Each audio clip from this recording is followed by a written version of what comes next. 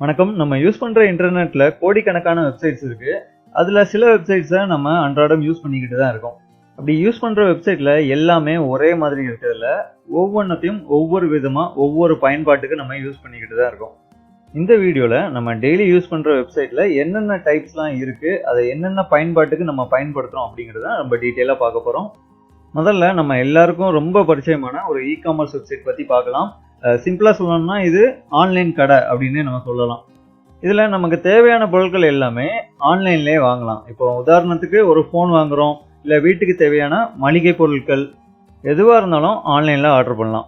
இந்த டைப்புக்கு ஒரு பெஸ்ட் எக்ஸாம்பிள்னா நம்ம டெய்லி யூஸ் பண்ற அமேசான் வெப்சைட் தான். சில பேர் ஃபிளிப்கார்ட் யூஸ் பண்ணுவாங்க, மீஷோ யூஸ் பண்ணுவாங்க.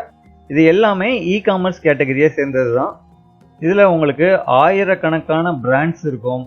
அவங்களுடைய பொருட்கள் எல்லாமே இப்படி லிஸ்ட் பண்ணி வச்சிருப்பாங்க. இது எல்லாத்தையுமே நம்ம ஒரு உட்கார்ந்த இடத்துல இருந்தே ஷாப்பிங் செய்யறதுக்கு ரொம்ப ஈஸியா இருக்கும். அடுத்ததா பிளாக்ஸ். இதை ஒரு ஆன்லைன் டைரி அப்படின்னே நம்ம சொல்லலாம்.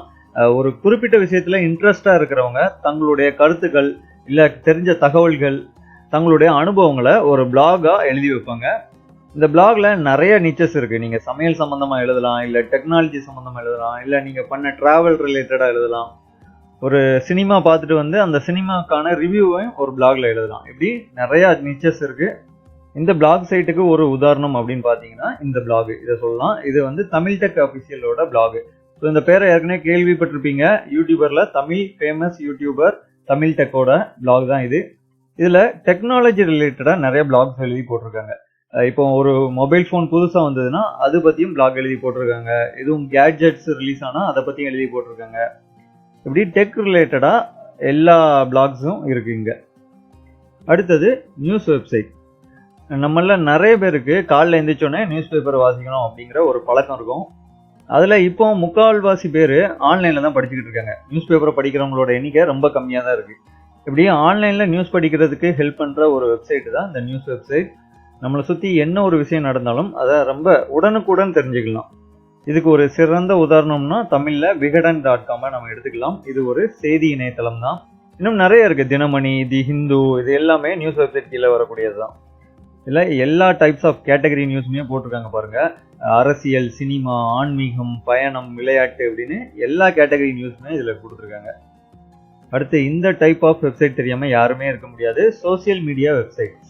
நம்மளோட ஃப்ரெண்ட்ஸ், ரிலேட்டிவ்ஸ் இவங்க கூட இணைஞ்சி இருக்கிறதுக்கு, அடுத்து நம்மளோட போட்டோஸ் இல்லை ஏதோ ஒரு வீடியோ ஷேர் பண்ணுறதுக்கு, நம்மளுடைய கருத்துக்களை பதிவு பண்ணுறதுக்கு, இந்த மாதிரி விதத்தில் சோசியல் மீடியா வெப்சைட் பயன்படுது. இதுக்கு உதாரணம் உங்களுக்கே தெரியும், ஃபேஸ்புக்கு, இன்ஸ்டாகிராம், யூடியூபும் ஒரு சோசியல் மீடியா வெப்சைட் வகையை சேர்ந்தது தான். அதை வீடியோ ஷேரிங் பிளாட்ஃபார்ம்னு சொல்லலாம், சோசியல் மீடியா சைட்னு சொல்லலாம். அடுத்து எஜுகேஷனல் வெப்சைட்ஸ்.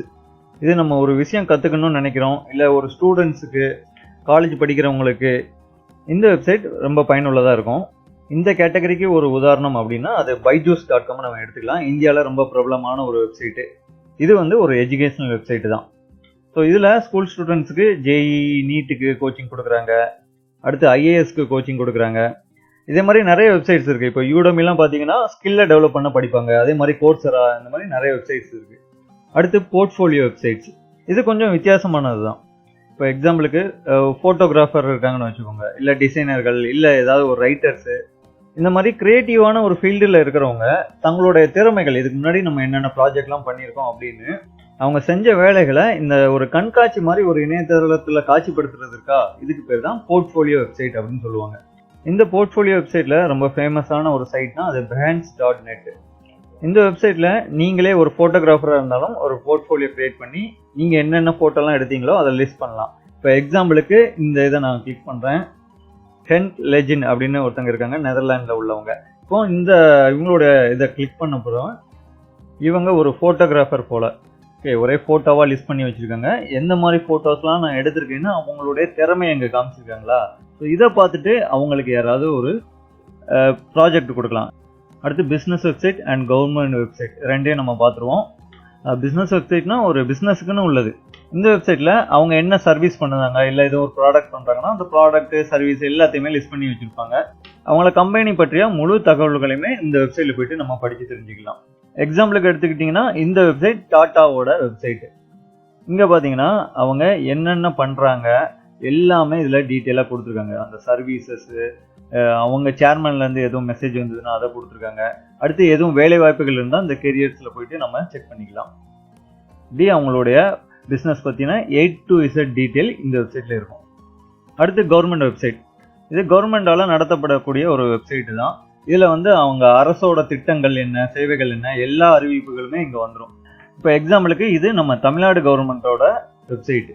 இதில் பார்த்தீங்கன்னா அந்த அவங்களுடைய ஐகானிக் ப்ராஜெக்ட்ஸ், தமிழக முன்னோடி திட்டங்கள், என்னென்ன திட்டங்கள்லாம் இருக்குது அப்படின்னு இங்கே ஸ்க்ரோல் ஆகிட்டு இருக்கா.